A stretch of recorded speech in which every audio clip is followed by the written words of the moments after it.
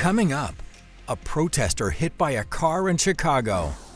Governor Pritzker faces off against Congress. Target stores boycotted across the country. Plus, the asteroid that could help solve the mystery of life. Juneteenth events ramp up before the holiday. And the Pope represents the White Sox. This is your Fox 32 Week in Review.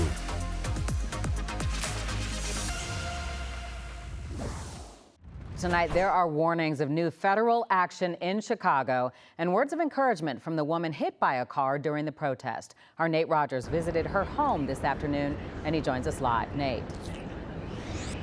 Yeah, absolutely, Dawn. In fact, we spoke with that retired federal worker. She tells us she and her husband actually decided to attend yesterday's demonstration at the very last minute. She says they tried their best to actually stay out of the way. Beat up. I've been playing the piano 90 minutes a day. I can't do that. After a broken arm, she also can't type or crochet.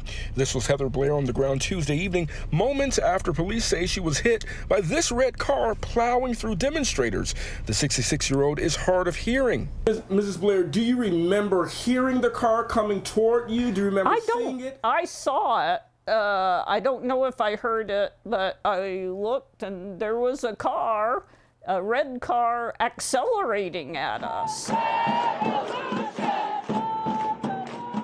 Blair was among thousands gathering downtown denouncing ICE raids. The event starting off peaceful before chaos erupting with folks throwing bottles and other items at police. Officers arrested 17 people, charges including aggravated battery to a peace officer and criminal damage to property. It comes amid unrest in Los Angeles following ICE raids. 1,700 National Guards and 700 Marines called in by President Trump. Mayor Johnson's chief of staff today saying Chicago could soon see a military response on the ground. Federal agents have been informed that they have 48 hours to stand by and be ready to deploy. There will be tactical teams, there will be mini tanks, there will be other tools that they use. Reporters also questioning CPD's involvement after more than a dozen surprise deportations here last week. Critics saying even if police provided crowd control, they're still assisting. Mayor Johnson saying Chicago remains a welcoming city. I want to make sure that whether that crowd is 5 or 5,000 or 50,000, that they're protected. That is the role, the responsibility of our police department. Back to Blair. Although bruised and broken, her fight to preserve democracy and the Constitution remains. Are you scared, quite frankly? Oh, I'll be scared, but I'll do it anyway. But I'm not going to come to the one on Saturday, the No Kings protest, because I'm too beat up. And at this hour, police are still looking for that red vehicle involved as well as the driver. In addition, law enforcement are preparing for more massive protests happening this weekend at Plaza on Saturday. This was 8+ hours of a, quote, circus, as Governor Pritzker put it. Several Republicans and Democrats questioning Governors Pritzker, Walz, and Hochul from New York on sanctuary state policies that protect undocumented immigrants. Things went off the rails several times, sometimes Republican and Democratic congressmen sniping at each other where the governors were simply innocent bystanders, other times where the proceedings had to be suspended because the oversight chairman couldn't get control of his caucus here.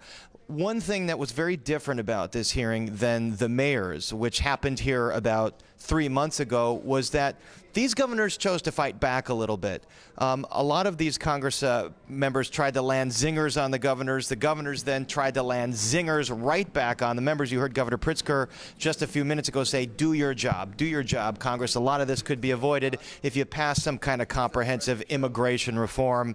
Obviously, a lot of members of Congress using this opportunity to clip some viral videos of themselves, some of them sending out campaign fundraisers based on what they were saying today, bringing up the stories of folks that had been killed or hurt at the hands of undocumented residents who had been charged with crimes subsequently. Let's hear a little bit more of what Governor Pritzker had to say. This administration has ignored court orders. This administration has ignored the laws that have been passed by the Congress. This administration is, in many ways, telling its agencies not to follow what the laws and the regulations that have been on the books. And this administration has been going after people individually and as groups that they believe are opponents of theirs, political opponents of theirs. That is not the way that a president ought to operate. We ought to have a president who follows the rule of law and doesn't break it. Couple of fiery moments. Downstate Republican Congresswoman Mary Miller going after Governor Pritzker for those sanctuary state policies. Darren LaHood, another Republican from Peoria as well. On the other side, you had Congressman Raja Krishnamurthy, a friendly congressman, if you will, a Democrat from the northwest suburbs, talking about how great the state of Illinois is, the quantum park. And that's another point here. This veered way off topic many times. We heard things like the Chinese Communist Party, Elon Musk, Antifa, gendered bathrooms, things having nothing to do with the subject of the hearing at hand. 8 hours, lots of talking, lots of speechifying, and lots of different subjects hit. But now folks are cleaning up this committee room in the U.S. Capitol. The proceedings are over. The governors have left the building. The representatives are on to their next event. Some of them are attending the White House picnic sponsored by President Trump. And we will give you more and full and in-depth recap tonight at 9:30 on another special edition of Paris on Politics. Terrence and Dawn, back to you. Paris, why do you think, what's the reasoning behind the representatives switching topics? I know that happens a lot, but any reaction yet on why that happened again today? I think that a lot of these representatives were looking to score some points. And if they weren't able to score points on immigration, they brought up other things. For instance, in the last half an hour, one of the representatives started bringing up Governor Walz's service in the National Guard and in the military, claiming he didn't carry certain weapons of war, claiming that he was dishonest about the rank that he retired on. And that got very heated with a lot of yelling and a lot of screaming. It had nothing to do with sanctuary state policies. Then there was the gendered bathroom discussion with Governor Pritzker. So, again, a lot of these moments get clipped into viral videos. They get used in campaigns, and I surmise that a lot of these representatives, members of Congress, were writing down what talking points they wanted to be used in the next videos that they shoot out to their supporters. And that's the latest from Washington, D.C. Like I said, we have a lot more to come. And now we toss it back to you. And L.A. saw chaos in the streets for a fifth straight night as U.S. Marines prepare to deploy. The use of troops has set off a heated debate in California and on Capitol Hill. Connor Hansen has more. Thousands took to the streets in Los Angeles after another day of protests against immigration raids. Several were arrested after clashing with police. The Pentagon says it's spending $134 million to deploy thousands of National Guardsmen and 700 U.S. Marines training to operate in a domestic setting. It comes as President Trump visits soldiers at Fort Bragg for the 250th anniversary of the Army. It would have been bad. Last night they had total control. If we didn't have the military in there, the National Guard, and then we also sent in some Marines. We had some bad people. Defense Secretary Pete Hegseth took tough questions on Capitol Hill about the deployment. We stated very publicly that it's 60 days. We're here to maintain the peace on behalf of law enforcement officers in Los Angeles, which Gavin Newsom won't do. Governor Newsom and other California leaders say the troops are not needed and blame the Trump administration for causing the unrest. If we want to look at the cause of what is happening here, I take it back to raids that took place on Friday and the uncertainty and the fear. Protests in other cities like Dallas and New York are forcing other mayors to consider how they would react. If there's ever a need to go beyond the manpower that we have, there's other ways you do it before you have to come with the look of a military operation. President Trump says he hasn't ruled out using the Insurrection Act, which would allow troops to go beyond just protecting property. Here at home, dozens of protesters showed up outside the Target on State Street today. They say the company made big promises to black communities and then backed off. Terrence Lee has been following the boycott and has Target's response tonight. Target, we will not break. We will get used to not spending our dollars with you. That message marked the start of the Rainbow Push People's Conference and the latest chapter in a boycott that started months ago. Atlanta pastor Jamal Bryant called for it in February. He says Target pledged to support black communities after George Floyd's murder and has since gone quiet. The CEO of Target made a pledge of $2 billion to the black community. Magically, after the inauguration of Donald John Trump, he reneged on it. Target sales are down. The stock took a hit. Pastor Bryant says this proves the boycott is working, but he believes it's about something bigger happening nationwide. I don't want you to think that it is just a part of a department store that is behind us. But it speaks to a much larger issue about America doing the electric slide backwards. We are not making progress. This is the America that we thought we changed. Target says the company is committed to inclusivity. They listed $2 billion invested in black-owned brands and support for over 20 HBCUs. We're not boycotting or protesting or fasting against people.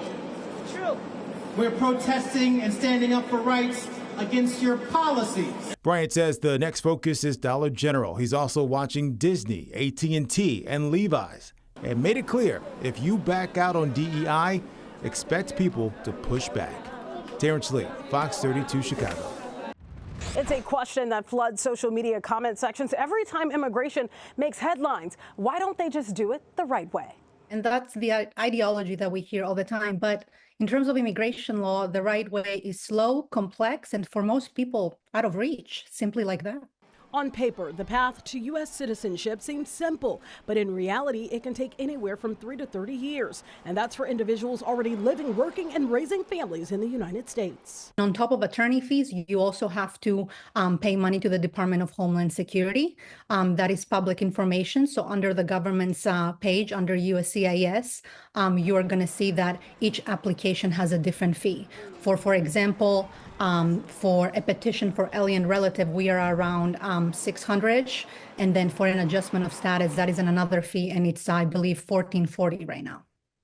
So that's already 2,000 fees that is going to the government on top of the attorney fees, as the attorney is going to be representing you. More than 15 million people are believed to be living in the U.S. without legal status, caught in a system that's outdated, costly, and slow.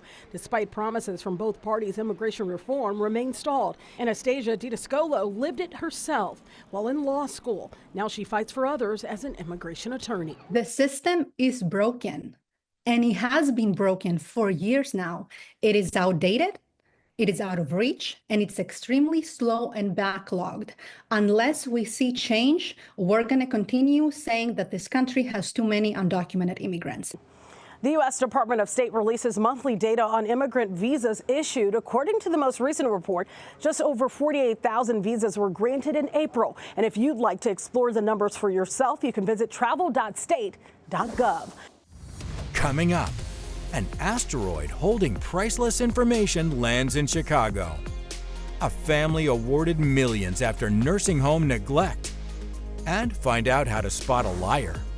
Inside this plastic Ziploc bag here at the Field Museum, a teeny tiny piece of space rock that may unlock clues as to why we are on Earth. Oh, this is super exciting. Field Museum scientists say it's like winning the space lottery. Just days ago, receiving from NASA this tiny chunk of the asteroid Bennu, arriving here after a voyage of 40 million miles and billions of years. It's a time capsule from the early solar system. That means it hasn't changed since it formed 4.6 billion years ago. In 2022, a NASA spacecraft intercepted the ancient asteroid, which is about 1/3 of a mile in diameter, and punched out some tiny shards of rock. That rock was later returned to Earth in a sealed capsule, which is what makes it so valuable.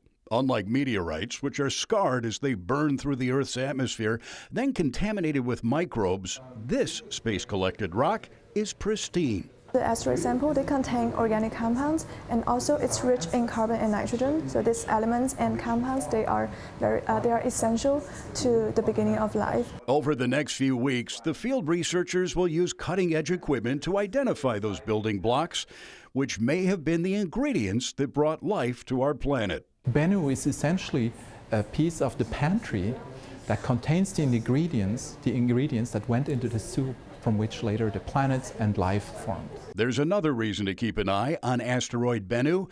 It's classified as a potentially hazardous object, with a 1 in 1,700 chance of striking Earth on September 24, 2182. The good news: this is very fragile. It's a very mechanically weak rock. So I think even if that rock would collide with Earth, it wouldn't be a global killer. Now, the Field Museum gets to keep this tiny piece of asteroid until August. Then it goes back to NASA. Unfortunately, because of its rarity, it won't be on public display. At the Field Museum, Dane Placco, Fox 32 Chicago. And a major neglect ruling against a South suburban nursing home in the case of a family's tragedy.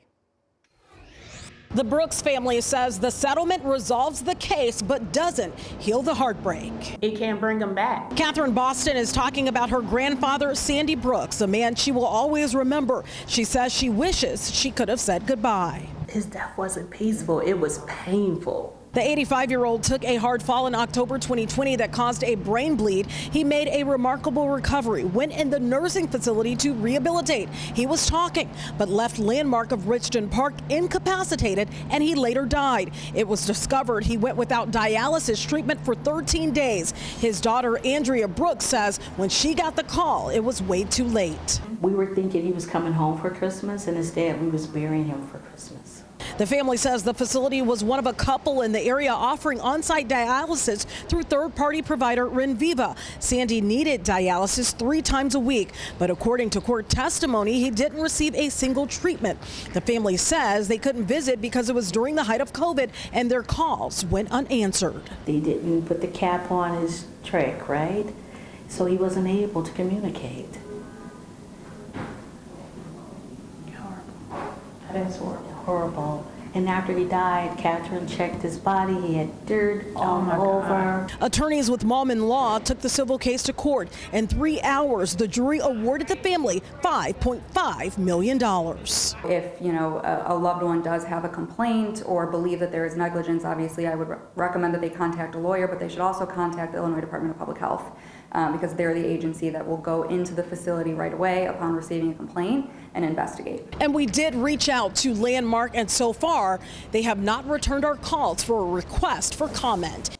It is time to reclaim your space, everybody. Nate is teaming up with the Clutter Curator to tackle the mess in your garage and the chaos in your house. Good morning, Nate. How's it going?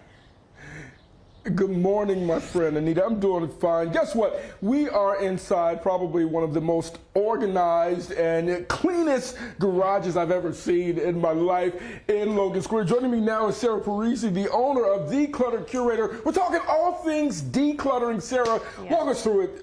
Father's Day is this coming Sunday. Yes. What better gift to give Dad than to help him just throw out all of that stuff that he doesn't need? It's the best gift you can give. And if he's willing and excited about it, it will allow him to do all those projects that he's been talking about, right? Yeah, I love it. I love it. So we're inside the garage. One thing about Sarah's space, she's going to teach you about shelves, about storage containers, crates. Tell me why this stuff really helps in terms of organization. It makes it so it's easy to access each piece as you're going into the project, and then it's clear zones so that when you or your husband or whoever's coming to do the gardening, they can see everything that they have available, and they're not shopping and buying things in a duplicate, because then you're storing more. So having the vertical space allows you to see everything really clearly and put everything back away. Sure, and the same if we walked over here about racks. You're able to, just place your bikes on racks. You have, your helmets, boxes even lined up. Yes. Sarah, I know you've worked with folks, whether it's garages, closets. What are some of the number one things that you see when you're talking to your clients as it relates to decluttering? A lot of times it's decisions they just weren't able to make on their own, or they needed someone to say it's okay. A lot of times it's feeling guilty about letting go of things, feeling wasteful. But when we finally let go of those things, we're able to use our spaces. We're enjoying being in our homes or in our garages, and it just allows us to enjoy our spaces. Sure, and really not overthinking the process, right? Yeah. Because some people will ask, okay, I've got all these documents at home, I've got all of the kids' clothes, where do I start? Yes, just start. I always tell people, look for the low-hanging fruit. Take each box, take a quick look, see if there's things that you're like, why am I keeping this? Let's let it go. A lot of times we build up this project that's going to take so long, but once you get in there, you might be pleasantly surprised. It's easier. And I'm asking this question for my brother, Greg. He's a pack rat. Yes, I said it on live TV. When it comes to decluttering, Sarah, how long is too long to keep something? If we've got this family memorabilia, if we've got, a bike that we've had 20 or 30 years, but we haven't rode it, how long is too long? When you realize it's just taking up space, it's not actually adding any value. If it's family memorabilia and it's just been sitting in a box and no one's enjoying it, then there's really no point to keep it. And then last words, we've got to declutter not just once a year, but you want to get into the habit of doing it how often? Seasonally is a great way to keep it quick and easy. Yeah. Right? The longer you wait, the more work it is. I love it. Sarah Parisi, you are the best. She's going to help you get your spaces together right here in Logan Square. What is Logan Park? Logan Square. If you need any more information about Declutter Curator, you can, of course, check her out on Instagram and on Facebook. Let's play a little game. 2 truths and a lie. I'm certified in CPR. I've never broken a bone, and I used to be in a boy band. I'll tell you which one's fake later, but maybe this will help you decide. We actually make judgments of someone's trustworthiness in less than a second. That snap decision matters a lot in Fox's new series, The Snake. 15 contestants live together and compete for power, alliances, and $100 grand. Each week, one of them secretly becomes the snake and controls who goes home. You need a great poker face. You also, more important than anything, you need to be an easy hang. That's something even more difficult because you can't fake being enjoyable to be around. Dr. Abby Morono trains federal agents to detect deception. She spent years studying how our bodies reveal the truth, even when our words don't. Here are 4 simple ways to spot a liar. Clue number 1.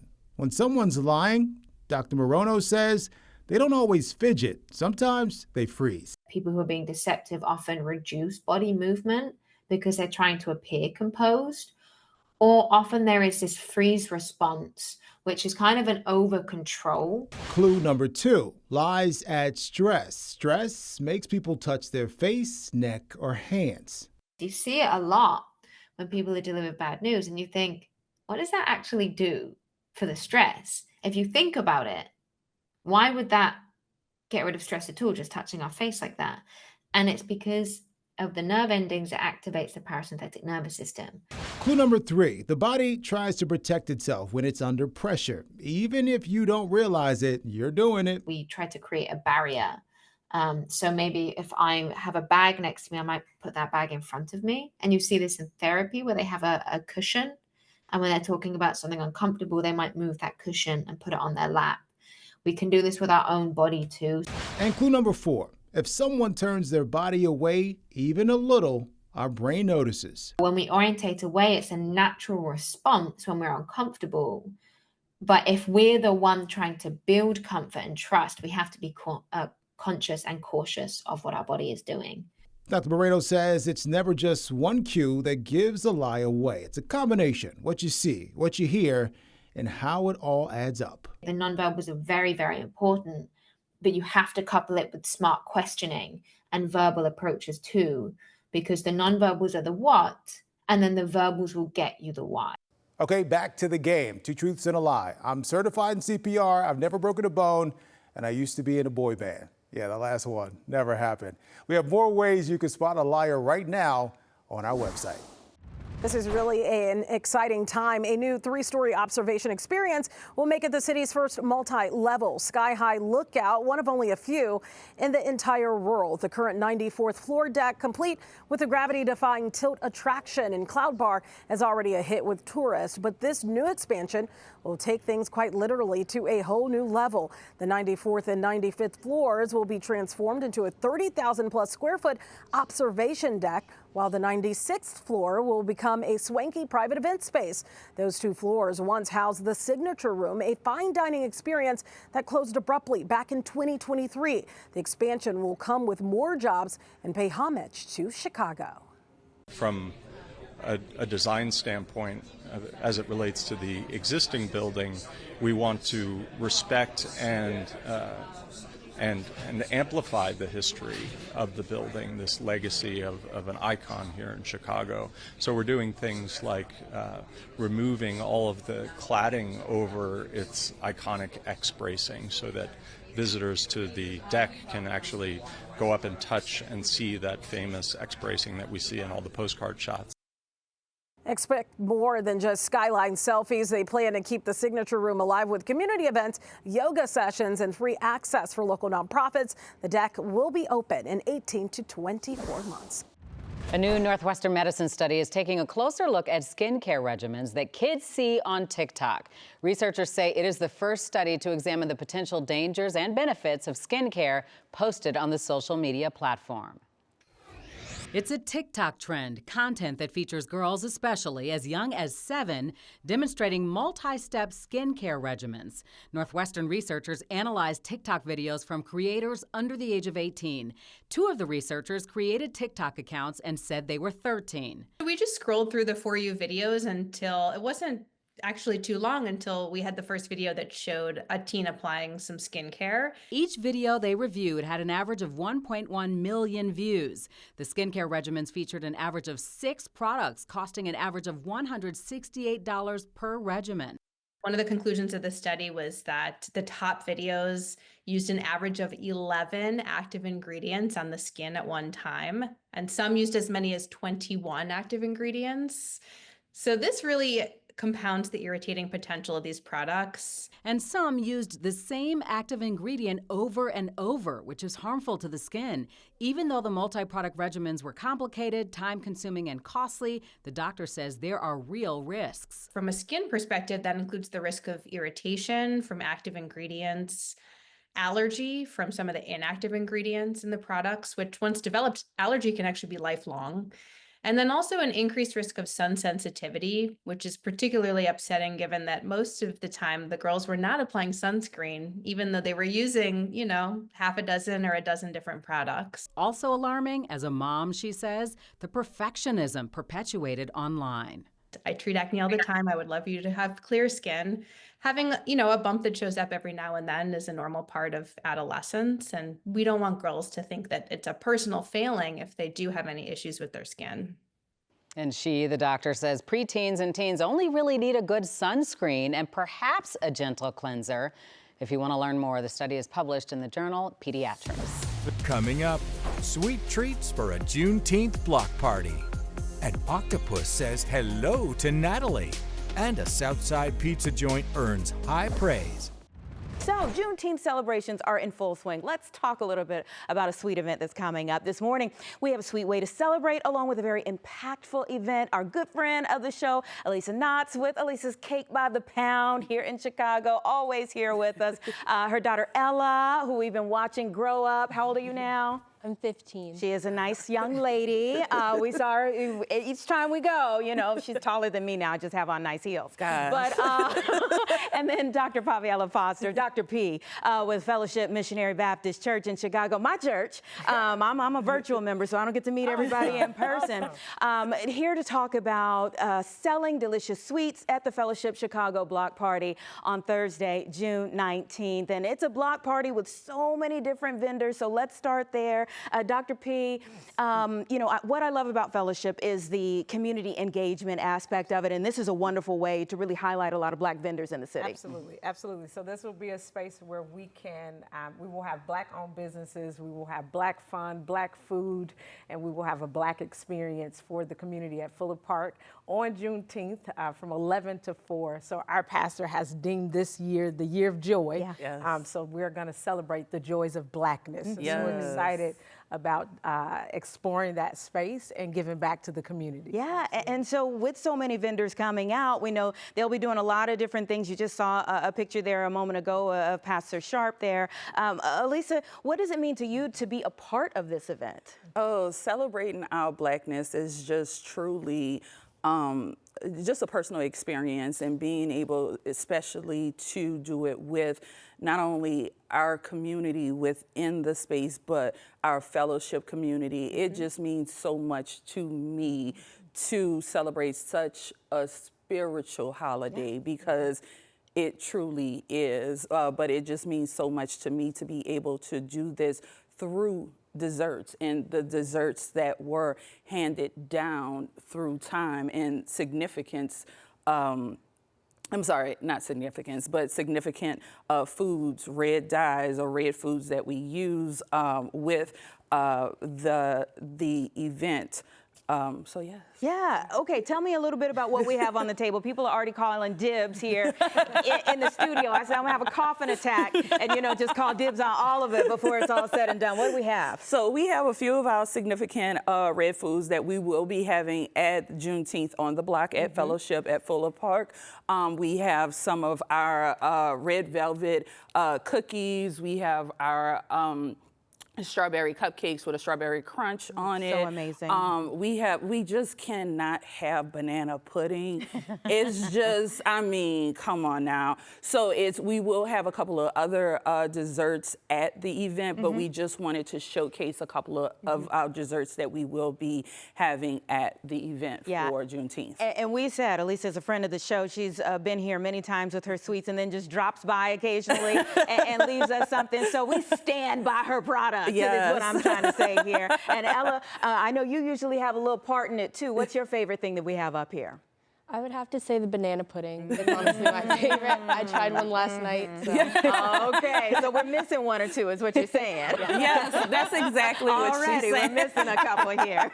Dr. P, let's just drive this home with the significance of Juneteenth. And, obviously we're here in Chicago. There are so many different connections to just Black history here in Chicago. But this ain't Texas. But we go back to Texas for really where it all began. Yes, and this is 1865 is when slavery ended for Black people, and so it's a time of celebration, it's a time of freedom, and even the representation of the red desserts are the blood that is shed from Black people, and so this is a space where we're celebrating life, we're celebrating Black excellence, we're celebrating just being free, and so we plan to have a good time and to enjoy ourselves on that day. So not just in Chicago, but across the world, I pray that everybody is celebrating Juneteenth. But we're excited about Juneteenth and Fellowship on the Block. Okay, give us the information one more time. Do people need tickets, or what do they need to do to be there? You do not need a ticket. All you need to do is show up at 4543 South Princeton at the Fuller Park area, and we have something for everybody, for young people, for our aging folks, and for everybody to just have a good time. Okay, if you want to find out more about Fellowships on the Block Party or Elisa's Cake by the Pound, you can go on our website under links you've seen on TV. We've made it very easy for you to find more information there. Come on out and enjoy Fellowship and learn too. Yes. All right. Thank you, ladies, for being. I'm about 2 hours west of Oak Ridge, Tennessee, home of the Manhattan Project, the top secret program of the 1940s where the U.S. harnessed the power of the atom to help end World War II. Well, here we are 80 years later, and that same work site has a new mission to help the U.S. dominate AI before China does. America's latest uranium enrichment facility just opened in Oak Ridge, Tennessee, a few weeks ago. Uranium is the fuel that powers nuclear energy. At the end of May, President Trump signed an executive order to quadruple domestic nuclear energy production by 2050. Scientists say nuclear is the most powerful form of energy to power AI. Without it, AI data centers would have to be powered by other forms of energy, like coal or wind. And officials say that could put a strain on the nation's energy grid. The United States can lead in AI only if we can power AI. Having that in mind, and our new project of enrichment in Oak Ridge, Tennessee, we step forward on a new mission of equal consequence. China plans to build 100 nuclear reactors in the next 10 years. For comparison, the National Energy Institute says the U.S. has only built 3 in the last 30. Building a small nuclear reactor takes about a decade, and building a large one could take up to 2 decades. So people involved in this AI race say there's no time to waste.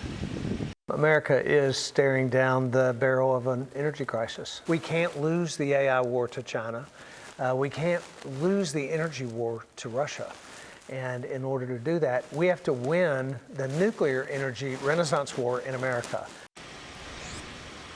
And by 2028, the Department of Energy says that AI data centers could likely eat up about 12% of the nation's energy, which is enough to power New York City for 11 years. You guys have to see how cool this is out at Brookfield Zoo, Chicago. It is the two-spotted octopus, and I'm here with President and CEO Dr. Mike. I'm going to knock on this special door, and a ball is going to come. We'll see what she does, okay? Dr. Mike, tell us about her. So this is not a trick that works for everybody. This is something we've set up, so don't come knock on the door at the zoo. But Gwen, our octopus here, they're dropping a ball down in here with some treats in it, and we're going to get to see her come out and get to see just the incredible way that these animals move. So they've got 8 appendages that they're able to grab hold of things with. You can see how she's just grabbed the ball. She's searching for the food inside of it. Those suction cups help them grip, but they also have the taste buds on them so they can taste what they're grabbing. They're just such a fascinating animal. And when I found out we were going to be profiling this animal, I said, just like Finding Dory, you know, and they change color just like the octopus in the movie. That's right, yeah. So they've got special cells, chromatophores, that are able to change color. They can even, some species can change texture, so they can not only hide to match the color of the tidal zone that they're in, but they can also sort of change the surface of their body so it looks more like seaweed or kelp or blends into the rock work. So just true masters of disguise in every sense of the word. What is she eating, and where does she or he live? So along the California coastline, so sort of Northern California down to Mexico in the Pacific Ocean. And they eat a variety of different objects in the wild, or I shouldn't say objects, different animals. I'm looking at the ball and thinking object, but food sources in the ball there. But tiny little shrimp, crustaceans, other small fish eggs, those types of things, variety of different food items. And it probably goes without saying why it's the California two-spot octopus. So the two-spot is in front of the eye, so it kind of looks like they've got 2 eyes there, the blue spot right here. So the eye is actually back up here. And the other thing you'll notice, she's got all of her appendages going inside of this ball, and they're able to really squeeze through very tight areas. So like we were talking about with Finding Dory, they're also kind of masters of escape, and really other than their eye and a piece of their body called the mantle that is a hard object, the rest of them can be really stretched and squished and maneuvered through very tight crevices. Well, she or he, we're not quite sure yet, is amazing. You can come see this adorable animal here at Brookfield Zoo, Chicago in the Living Coast. Lynn's Chicago Pizza in the Woodlawn neighborhood is giving pizza lovers a taste of the Southside. The Black Foodies, a married couple of influencers who highlight Black-owned restaurants, recently went on tour to find the best pizza in Chicagoland, and they found their favorite in Lynn's. So joining us today are the owners, Lynn Humphreys and Pizzaolo, Brandon Bruner. All right, you guys opened up last September, and I love the backstory of how this whole thing came together. You had a date, and he was too cheap to spring for Domino's. You know it. Not quite.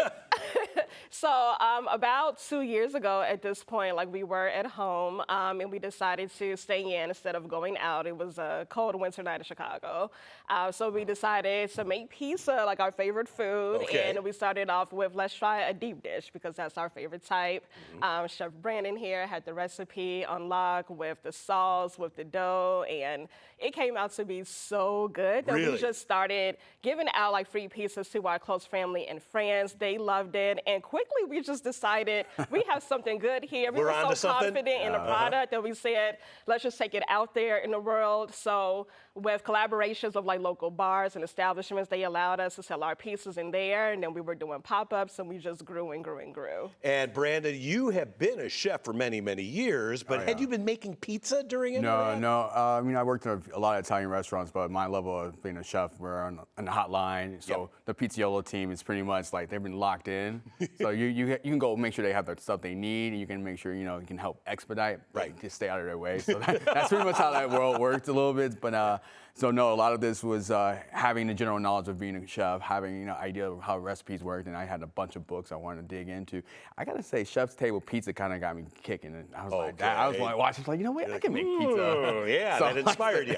I had some bunch of books by Ken Forkish, and I was like, man, let me read all these bread books, and I got to work, and then This is the original dough, and this dough that we do now is completely different. And one of the things you were telling me earlier, everything you do is like from scratch. You're not going to the Jewel and buying the stuff here. No, It's all real. I can say earlier, there's no reason to have all these chefs' skill sets for 17 years, and then I go buy it.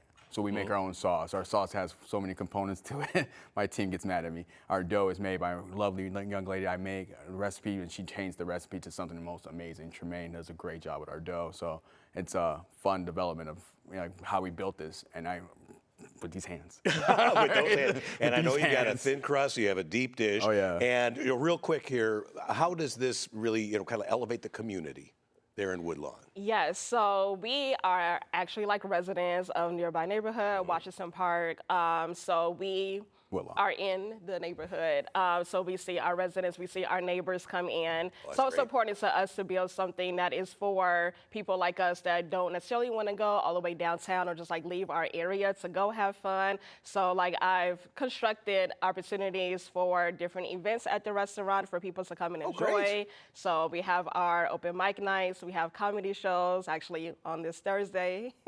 And then we have karaoke and a lot of other things going on terrific, as well. terrific. Give us the address and maybe a website for folks to get a menu and an idea of what you guys are cooking there. For sure. Lynn Chicago Pizza, we're at 501 East 61st Street, and our website is lynnshipizza.com. All right, and I know that you guys arm wrestled to decide whether it was going to be Lynn's or Brandon's pizza. No. I think you made the right call there. It was an easy one. It was an easy one. Smart guy right easy here. One for me, so. All right, so check out Lynn's Pizza there in the Woodlawn neighborhood, and we want to taste some pizza sometime. Lynn's Chicago Pizza will be available for you anytime you call us.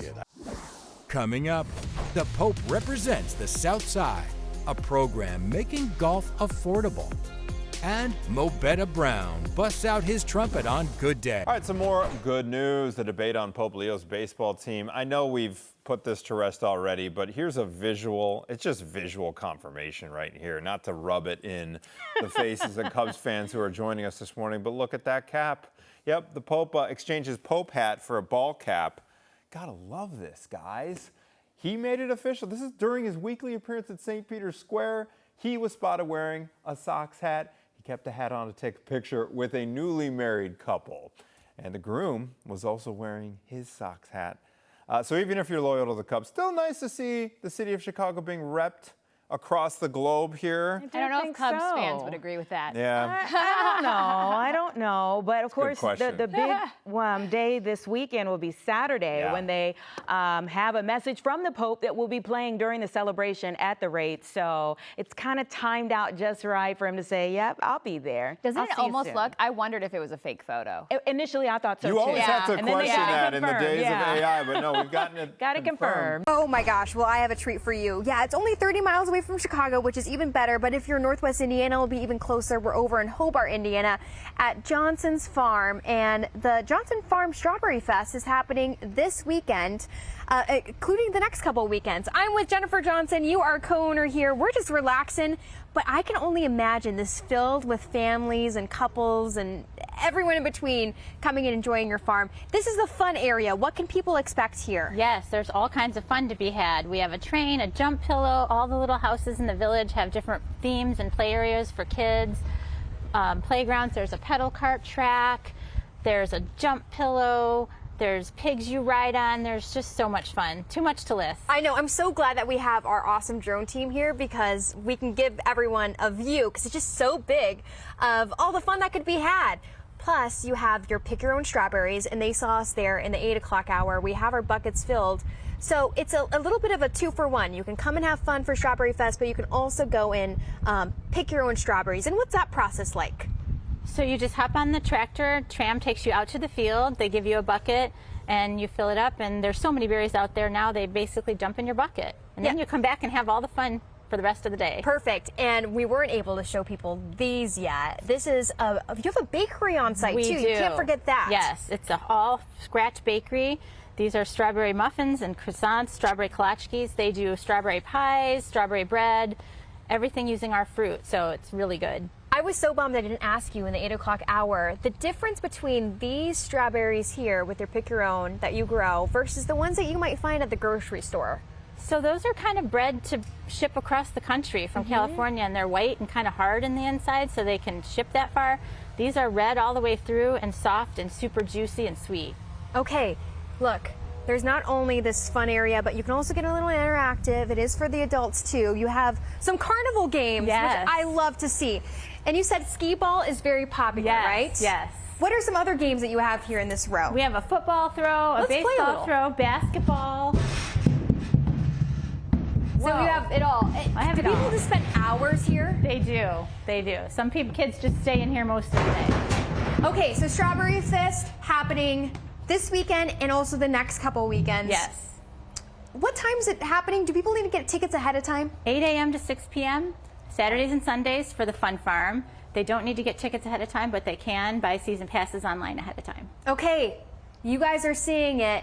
This is the place you need to be. If you miss it for Strawberry Fest, there's definitely other fests going on. Blueberry is next. We'll have more information about Johnson's Farms on our website, fox32chicago.com. Nat, Olive, Caitlin's crew, they would go crazy. I think we're here, gonna I'm have to telling plan you. a date. It's so awesome. Thank you, Gabby. We appreciate, and those kids have such eagle eyes for those strawberries too. You know, they can pick them out so well. A special thanks to our drone team out there giving you these beautiful live looks this morning. Anyone who plays golf will tell you that you can learn so many great things besides just a great swing. But lessons can get pricey and leave people from underserved communities underrepresented in the end. So First Tee Greater Chicago is doing something about that. And Brandon White, Vice President of Programming and Operations for First Tee Greater Chicago, is here to talk about how they're empowering youth with life skills, character development, and mentorship. Good morning. Thanks for being here. Good morning. How are you today? I'm doing very well. Would you say this is golfing weather outside? Oh, yes, definitely. Okay. All right. All right. So you just kicked off your summer programming. Tell me a little bit about that, what it entails, and really the impact opportunities like this have on kids. Well, we kicked off programs at all of our locations. We currently have 11, as far north as Evanston and as far south as Glenwood. We have 3 main hub facilities, one at the Evans at Canal Shores, which is our newest facility. We also have Sidney Maravitz, which is our Waveland facility, and also Harborside International on the south side, our youth campus. Yeah. You know, what do you see when you are working with kids who maybe, I mean, now they at least have Tiger Woods to look at, but before, you know, Tiger, you really didn't see maybe yourself if you were looking at a golf course or if you were looking at a match on TV. Or even coaches. The main thing is access and opportunity. We strive to make sure every kid in Chicago can have access to the game. The biggest thing that I see is a few barriers, transportation, and also the piece of the equipment and access to the golf courses. Yeah. So our job is to bring golf to these kids in various facilities. Yeah, so besides being golf-based, what really sets First Tee Greater Chicago apart from maybe other youth development organizations? There are so many, or sporting programs in the area. We teach life skills and leadership through the game of golf. We use a seamless approach where the kids are learning these things in their golf lessons. And outside of golf, what are conversations like? How are you trying to develop them? Outside of golf, it's more of mentorship for the kids. We do a lot of work outside of golf as far as developing their, you know, mind, body, spirit, focusing really on their whole development, not just their golf game. Yeah, you know, this Saturday morning, we have a community event, I believe, coming up. That just passed. There's another one coming up. We have 2 more available. This is through the CDGA and Shroon Golf. There is a community event coming up at Columbus Park July 16th and also August 6th at our Waveland facility at Sidney Maravitz. So, yeah. A couple of things to look forward to, everybody, and you are breaking barriers, that is for sure, and I think maybe influencing a whole new generation to do things that they haven't done before. So let people know how to support your work in other ways. Please visit firstteegreaterchicago.org. We also have our impact report that just came out. Great job, Jane. You did a fantastic job on this. This shows all of our programs, what we've done over the past year, and you can take a look and see the true impact we've made in Chicago. Yeah. What is your hope, looking forward to the future, what is your hope for programs like this and for kids who come through them? I want kids to see a different avenue, not just the golf aspect, but where it can take you.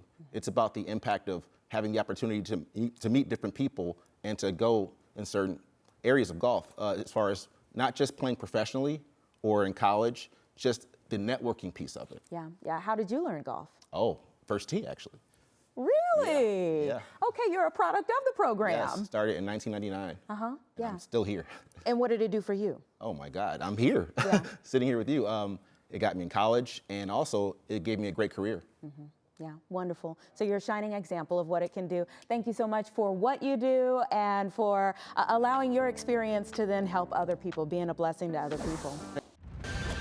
Well, he is a Grammy Award-winning trumpet player, composer, and producer born right here in the Chicago area, South suburbs to be specific. Maurice Mo Better Brown has toured the world with some of the biggest names in music, and now he is back in his hometown for a special live performance this morning. Good morning again. Thanks for being here. Thanks for having me. Yeah. So how did you grow up? How did growing up here in the Chicago area maybe influence your style as a musician? I think growing up in the Chicago area influenced my style. It's real soulful and a lot of blues. You know, the roots of the blues is coming from Chicago. Right. And also avant-garde. So it's like avant-garde jazz is real popular here all over the world. It's originated here in Chicago. So I think all those different flavors and hip hop all together molded my sound.